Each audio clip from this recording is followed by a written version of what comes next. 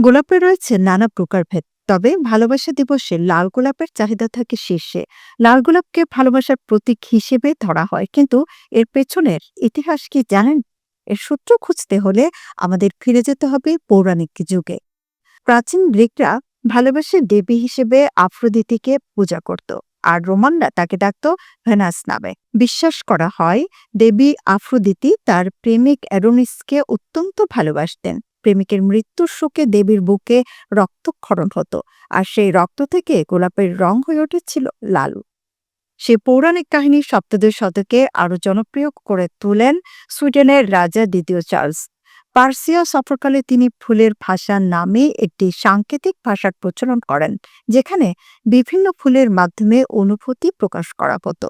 উদাহরণস্বরূপ হলুদ গোলাপ হতাশার প্রতীক, বেগুনি গোলাপ দুঃখ ও ক্ষমা প্রার্থনার ইঙ্গিত বহন করত, আর লাল গোলাপ বোঝাতো গভীর প্রেম ও অনুরাগ।